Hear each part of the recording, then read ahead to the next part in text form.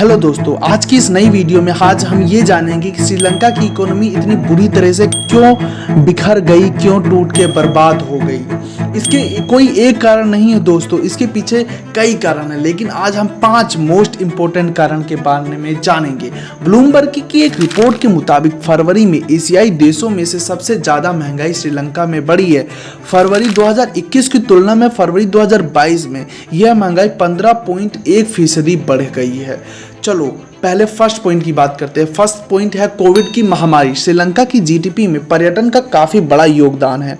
वहाँ की जीडीपी में टूरिज्म की हिस्सेदारी 10% से ज़्यादा है और पर्यटन के विदेशी मुद्रा भंडार में भी काफ़ी इजाफा होता था, लेकिन कोरोना महामारी की वजह से यह सेक्टर बुरी तरह प्रभावित हुआ। कोविड की वजह से वहाँ के विदेशी मुद्रा भंडार में काफ़ी गिरावट देखी गई। दूसरा, विदेशी मुद्रा भंडार में कमी होना। 2019 में श्रीलंका का विदेशी मुद्रा भंडार $7.5 बिलियन था, लेकिन महामारी के बाद यह गिरकर पिछले साल जुलाई में $2.8 बिलियन पर आ गया। विदेशी मुद्रा की कमी में कनाडा जैसे कई देशों ने फिलहाल श्रीलंका में निवेश करना बंद कर दिया है। तीसरा पॉइंट है खेती में केमिकल फर्टिलाइजर का इस्तेमाल से बैन लगाना। गिरती मुद्रा और कम होते विदेशी भंडार के बीच श्रीलंका ने एक बहुत ही बड़ा कदम उठाया, जिससे बहुत ही बड़ा संकट की स्थिति खराब हो गई और राष्ट्रपति गोटबाया राजपक्षे ने पिछले साल यह घोषणा की कि श्रीलंका में 100% ऑर्गेनिक खेती वाला दुनिया का पहला देश होगा। यानी सरकार ने केमिकल फर्टिलाइजर्स के उपयोग पर प्रतिबंध लगाने का फैसला सुना दिया, जिससे कृषि उत्पादन में कमी आई और घाट संकट में बढ़ोतरी हुई। चौथे पॉइंट की बात करें तो है विदेशी कर्ज।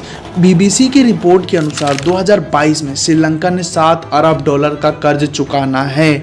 अकेले ही चीन ही श्रीलंका पर $5 अरब का कर्ज है। भारत और जापान पे इसका काफ़ी कर्ज है। श्रीलंका को आयात के लिए महंगा डॉलर खरीदना पड़ रहा है, क्योंकि बाहर की करेंसी बहुत ही महंगी हो गई है, क्योंकि इनकी करेंसी भी बहुत ज़्यादा गिर चुकी है अब इतना बड़ा इकोनॉमिक क्रैश की वजह से।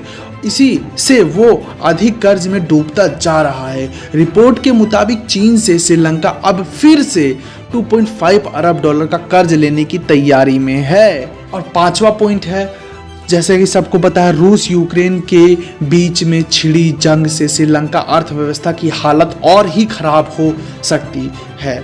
रूस श्रीलंका की चाय का सबसे बड़ा आयात था।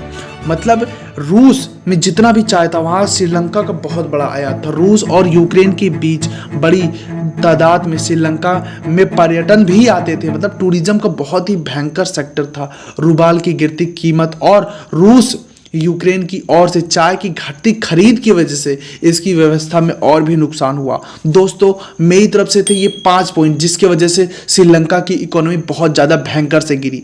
आप बता सकते हो, कमेंट करके जवाब दे सकते हो, आपको और क्या क्या लगता है जो मुझसे छूट गया, और आप बता सकते हो, कमेंट में ज़रूर बताओ। और चलिए मिलते हैं अब नेक्स्ट वीडियो में। Thank you.